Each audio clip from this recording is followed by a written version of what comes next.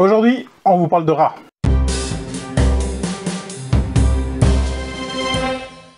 Hello. Hello. Bienvenue dans ce bûcher au laurier. C'est Cédric. Et Laurent. Et on va vous parler aujourd'hui de rats. Un jeu de... Une nouveauté. Une nouveauté. Il vient d'arriver. Non, la version de luxe vient d'arriver via plateforme participative, parce que je pense que c'était sur Gamefoon. Ouais, c'est Gamefoon, ouais. Donc c'est un jeu de Rainer Kizia, qui nous a fait 691 jeux crédités sur BGG. Entre autres My City et Tigre Euphrate, et on va pas tous les faire. Non, ça serait un peu long. C'est illustré par Yann O'Toole. Yann O'Toole qu'on retrouve sur les Lacerda et sur les Eagle Griffon, hein, donc Justy, Mode Mars, entre autres, parce qu'il a fait beaucoup de choses, hein. Très productif. Il en a fait quelques-uns. Très très joli, quelquefois difficilement lisible. Tout le monde n'est pas d'accord avec moi, mais et une iconographie qui est souvent hardie. Mais voilà, on en parlera peut-être après ici. Ouais, moi personnellement sur celui-ci j'ai un peu plus de mal. Toi non. Mais... on m'a fait remarquer certaines choses et c'est vrai quand même. Voilà, c'est pas rédhibitoire, mais on abordera ça quand on sera dans le sujet. Le pitch? Non. Non. Est-ce qu'il faut vraiment un pitch à ce genre de jeu? Là vraiment, il y en a un, hein, c'est ça. Oui, on aurait pu mettre n'importe quoi. Oui, vraiment. Donc, le nom des tuiles, tout ça, tout tient, c'est dans le même univers, hein, des Égyptiens, mais bon. Survol des règles. Donc c'est un jeu d'enchères, tout particulièrement. Ouais. Donc à votre tour de jeu, ou bien vous piochez une tuile dans un sac qui est totalement énorme et vous la mettez dans la rivière de tuiles et ça s'arrêtera là. Sauf si c'est une tuile rouge, et alors à ce moment-là, ça déclenchera... Tuile bateau, ouais. Une tuile bateau qui est rouge, ça déclenchera une phase d'enchère. Ou bien, à votre tour d'enjeu, vous déclenchez vous-même une phase d'enchère. Et là, il y a une petite différence entre... Je prends... Enfin, une grande partie de ce qu'il y a au côté gauche se scorera en fin de partie. Et les tuiles ça reste de manche en manche. Resteront de manche en manche. Les tuiles du côté droit se scoreront à chaque scoring, mais par contre, elles seront défaussées à chaque manche. Et les manches, il y en aura 3.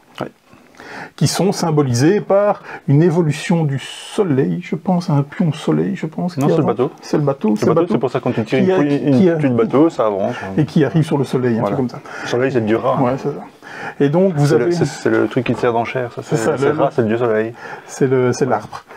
Et donc, à chaque fois que vous tirez une tuile rouge, eh bien, donc ce bateau avance jusqu'à rejoindre le soleil. Et alors, vous allez jouer à chaque fois 3 phases. Et c'est tout le temps la même chose, avec des scorings qui vont avec. C'était les règles en gros, même si, je pense... ça va un peu plus loin que ça, parce qu'évidemment, chaque tuile a sa particularité. Oui, bien sûr. Et il y a la particularité vraiment de jeu, c'est que les enchères se font à partir de disques soleil. Ah oui. Et ces disques soleil ont une valeur de 1 à 16, je ne sais plus. De 1 à 16, il me semble. Voilà, donc en fonction du nombre de joueurs, on en retire certains. Mais donc chaque joueur démarre avec un set de 3 ou 4 sur le nombre de joueurs, tuiles soleil. En fonction et donc chacune avec un numéro bien défini et qui est unique. Et donc quand on fait une enchère, on doit proposer une des tuiles soleil qu'on a. Mais donc évidemment, il ne peut pas avoir d'égalité ou quoi que ce soit, puisqu'elles ont toutes un numéro, un nombre différent. Et c'est évidemment la plus grande qui le remporte. Mais donc on réfléchit, on en a 3 ou 4, encore une fois, selon le nombre de joueurs. Donc on ne peut pas nécessairement gagner 50 enchères par manche. Donc on fait très attention, on réfléchit très très bien. Et quelquefois, s'il nous reste par exemple je sais pas moi, une 11 uniquement, et qu'il n'y a que 3 tuiles dans l'offre, on va réfléchir à 10 fois avant de la prendre, même si les tuiles qui sont dans l'offre nous attirent fortement, puisque c'est celles qui nous manquent. Puisque encore une fois, chaque tuile a sa propre façon de décompter au scoring. Pourquoi? Parce que en fait, quand vous gagnez l'enchère avec un de vos jetons, eh bien, vous allez le placer au niveau de la rivière et donc prendre celui qui était au niveau de la rivière. Donc, si vous gagnez votre enchère avec le 16 et que vous prenez un 2, ça veut dire que le tour d'après, donc vous mettez le 16 disponible pour la prochaine enchère. Et donc le 2 peut le récupérer en plus. Le 2 vient face cachée, et donc vous allez commencer avec le 2, du coup la manche suivante. Donc tout ça aussi se gère en fonction de ce qu'on va avoir. Parce que si vous prenez les 4 petits boutons en chair, ça va être compliqué. Après c'est pas ingérable, hein. J'ai déjà eu le cas, je l'ai déjà fait, mais c'est plus compliqué, quoi. Évidemment que si on a un grand, c'est plus difficile d'avoir exactement l'ensemble de tuiles qu'on voulait au moment où on le souhaite, évidemment. Mais C'est ça qui fait tout le charme du jeu aussi. Tout le jeu là, plus que dans les tuiles, les différentes tuiles et la façon dont on les score, le jeu est surtout dans la façon de les récupérer. La différence aux enchères en fonction de je déclenche l'enchère moi-même ou je pioche une tuile d'enchère, ça veut dire que quand je pioche une tuile d'enchère, on va faire une séquence d'enchères, et là, celui qui a pioché la tuile ne sera pas obligé de miser. Tout le monde peut passer, et dans ce cas-là, ben, rien ne se passera, on continuera le jeu comme ça. Par contre, quand on va déclencher la phase d'enchère, quand le joueur qui déclenche la phase d'enchère, lui parlera en dernier. Il n'y a qu'un tour d'enchère. Par contre, là... On parle toujours en dernier. Mais... Oui, lui, là, alors à ce moment-là, il sera obligé de miser si tout le monde passe. Donc, il y a un joueur qui a dit « Ok, moi j'enchéris », lui, il peut se décider « Ok, j'y vais pas ». Par contre, s'il a lancé et que tout le monde passe, lui, il est obligé d'enchérir, quoi qu'il arrive. Et donc, de prendre ce qui est là. Bien entendu. Et quand la rivière est pleine aussi, d'ailleurs, là, il n'est pas obligé de... Quand la rivière est pleine, on est obligé de déclencher une enchère, mais on n'est pas obligé c'est ça. Et alors, à ce moment-là, toute la rivière, si tout le monde passe, la rivière s'en va, c'est le seul moyen de réinitialiser l'enchère. Et pourquoi on le ferait? Parce qu'il faut signaler aussi qu'il y a des tuiles négatives. Voilà. Il y a des tuiles qu'on n'a pas envie de se ramasser, parce que ça détruit un peu le genre, vous prenez cette tuile-là, mais vous devez défausser 2 autres tuiles. Donc, pas nécessairement envie. Donc, et comme bien entendu, surtout si c'est des tuiles qui restent, bah, voilà. Il y a des systèmes de scoring, mais dans tous les sens, c'est-à-dire si vous n'avez pas de tuiles, si vous êtes le moins à avoir des tuiles, vous allez prendre des points négatifs, si vous êtes le plus, vous allez prendre des points positifs, il y a des scorings dans tous les sens. C'est relativement simple au niveau des règles, c'est vraiment très simple. Oui, ça s'explique très rapidement. Après, à maîtriser, à faire exactement ce qu'on veut. Ça c'est autre chose. Le ou les twists. Le twist, moi c'est particulièrement ce système d'enchères, donc c'est tuiles soleil en fait.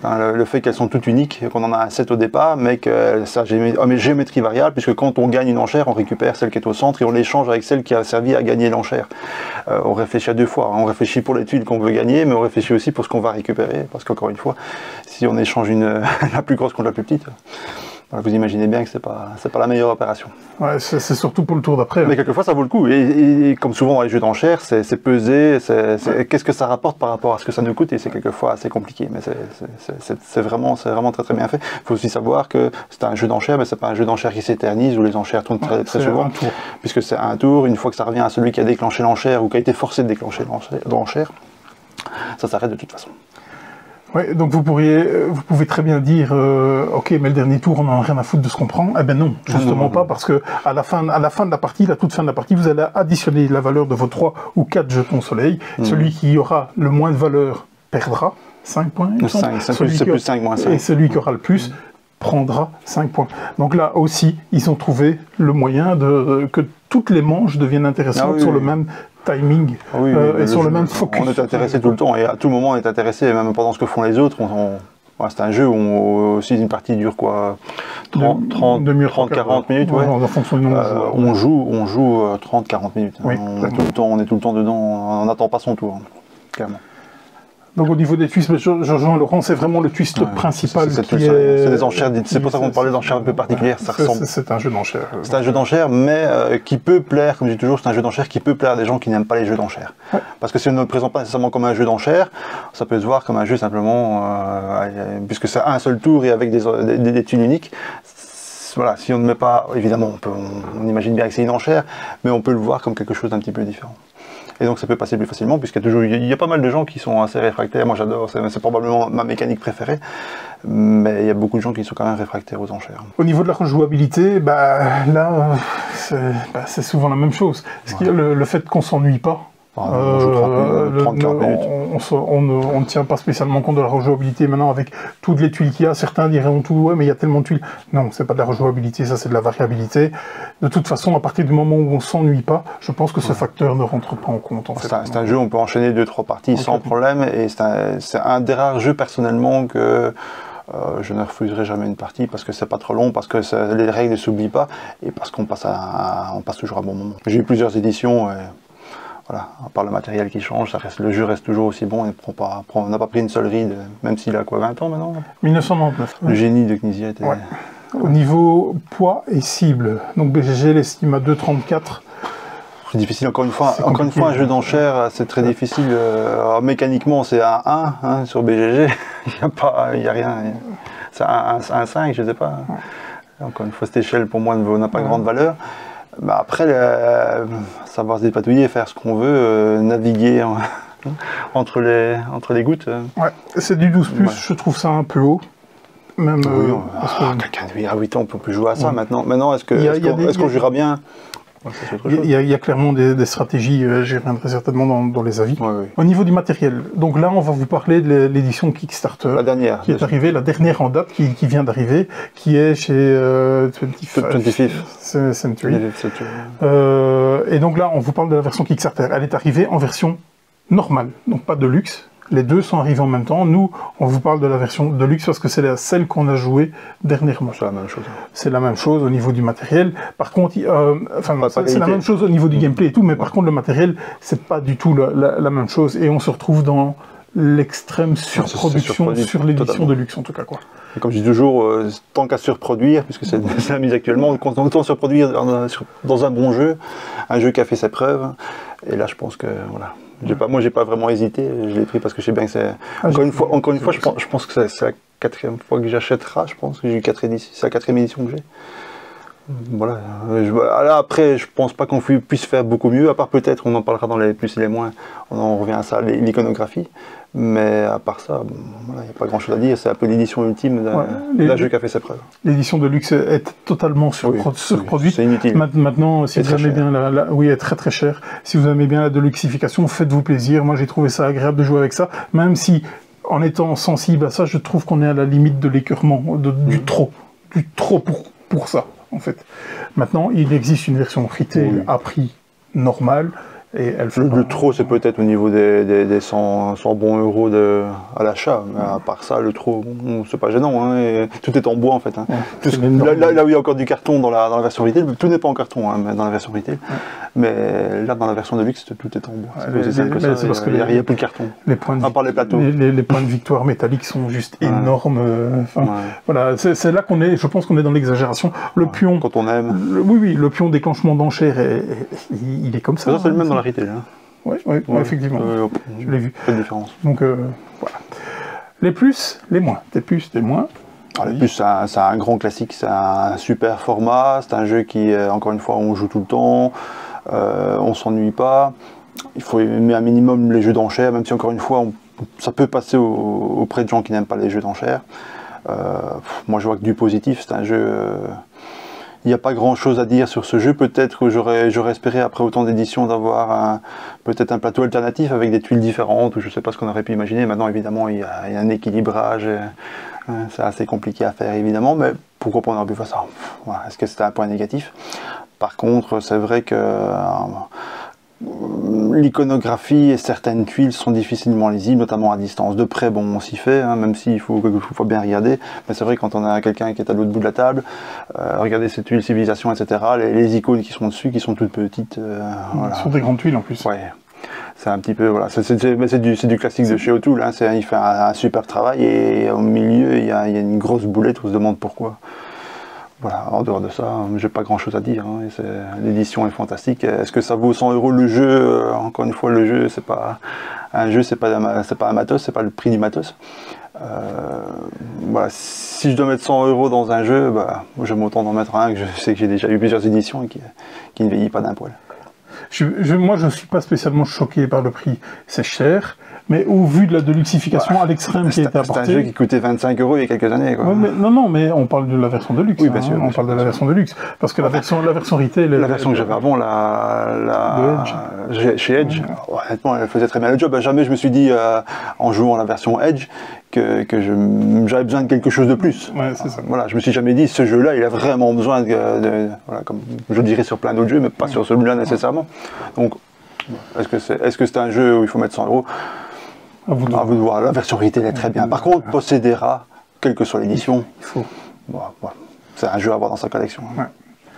Donc au niveau des plus et des moins, je rejoins juste un peu l'iconographie qui est malgré tout assez simple, mais au début pas trop lisible. On se demande comment merder sur une iconographie qui est aussi simple en fait. Donc voilà, les puces, les parties sont ultra rapides. Une demi-heure, 3/4 d'heure, on s'ennuie pas parce qu'on est tout le temps concerné par le jeu, tout le temps. Il n'y a pas une fois où on dit ouais j'attends mon tour, je m'en fous. Si le seul moment où on ne pourrait ne plus être concerné, c'est quand on a fait toutes nos enchères et qu'on ne doit plus. Mais alors, ça ne se présente pas au tout début de la manche, hein. Ça se présente vraiment en toute fin de manche.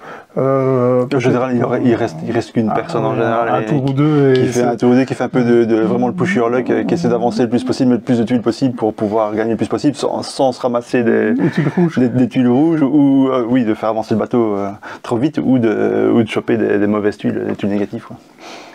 Bon, c'est amusant à voir parce que bien souvent il y a une ambiance. Le bateau. C'est ça, oui. Quand il est tout seul, quand il est tout seul, le bateau. On appelle les tuiles rouges, hein. Vraiment. Donc on dit, ouais, tu vas pas tout faire. Il y a faire. une bonne ambiance, donc on peut pas dire qu'on s'ennuie non plus. Voilà. Donc, et c'est pas un jeu d'ambiance, hein.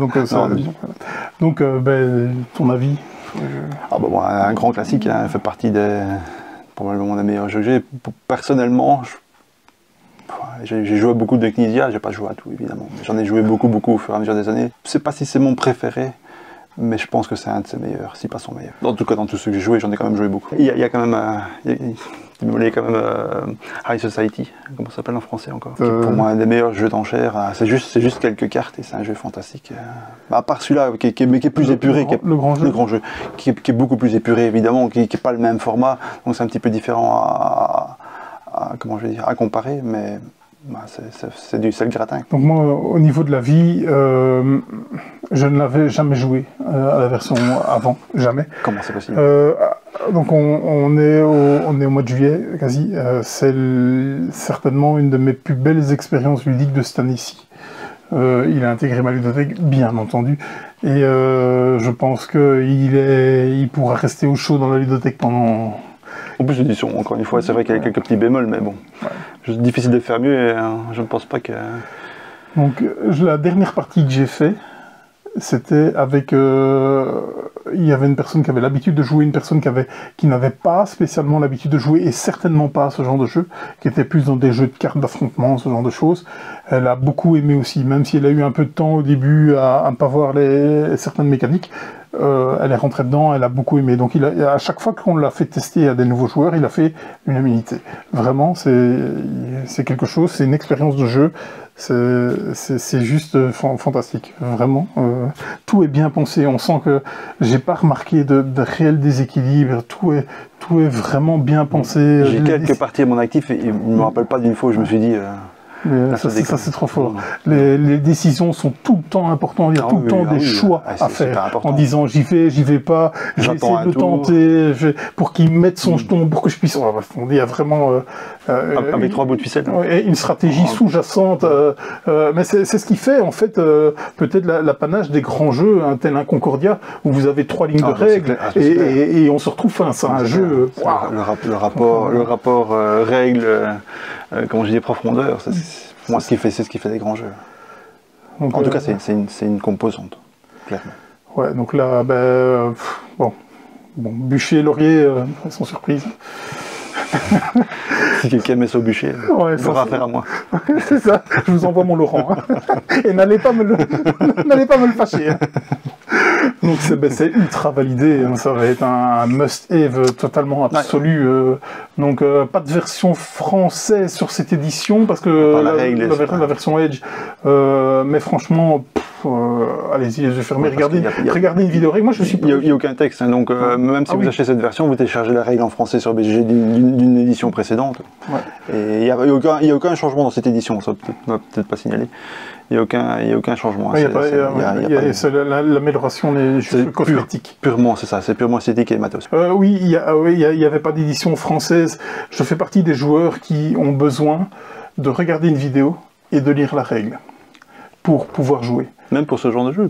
Justement, c'est ce que j'allais dire. Là, tu regardes la vidéo, t'es parti. Vraiment, il n'y a vraiment aucun souci. Ou tu lis les règles d'ailleurs, parce qu'il n'y a pas grand-chose. Non, la règle ne fait que 4-5 pages avec plusieurs exemples, donc c'est fort aéré. Bon, on va pas en faire des tonnes. C'est ultra validé. Tout à fait. Allez, à bientôt. À bientôt. Salut.